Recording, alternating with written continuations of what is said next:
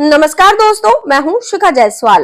रात के अंधेरे में शिवसेना यूबीटी चीफ उद्धव ठाकरे के काफिले पर कुछ असामाजिक तत्वों ने नारियल, चूड़ियां और गोबर से हमला किया। उद्धव ठाकरे के काफिले की गाड़ियों पर चूड़ियां, नारियल और गोबर फेंका गया।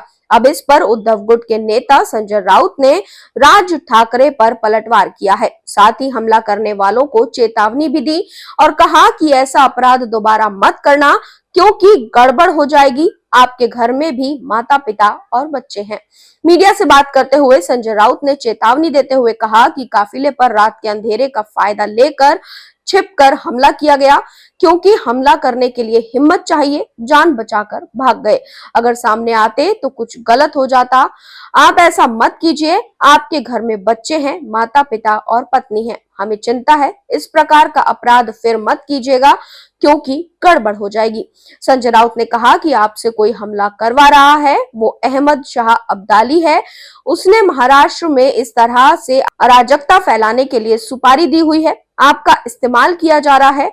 आपके नेता सुपारी लेते हैं और चुप बैठते हैं, आपको एक दूसरे के खिलाफ लड़ाते हैं। ये ठीक नहीं है। राज्य के लिए आपका राजनीति में इस्तेमाल हो रहा है। विपक्ष पर हमला करते हुए संजय राउत ने कहा कि ये सुपारी गैंग है। मैं किसी पार्टी का नाम नहीं ले रहा हूं। चुनाव से पहले ध्यान हटाने के लिए महाराष्ट्र में अराजकता फैलाने का काम हो रहा है। ये ठीक नहीं है। राज ठाकरे पर तंज कसते हुए राउत ने कहा कि हमारी पार्टी की तरफ से राज ठाकरे के काफिले पर कभी हमला नहीं किया गया। वो हमारी पार्टी की भूमिका नहीं है। मैंने पहले भी स्पष्ट किया है।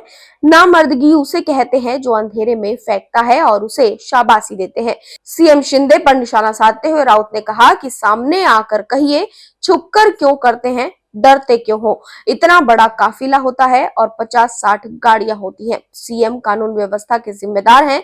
सीएम गुंडागर्दी की भाषा इस्तेमाल करते हैं। पुलिस और सत्ता उनके हाथ में है, इसीलिए ऐसा कर रहे हैं। ये सब छोड़कर आइए, फिर बताता हूँ। असामाजिक तत्वों को भी चेतावनी देते हुए उन्होंने कहा कि मर्द हैं तो सामने आकर लड़िए, छुपते क्यों हैं।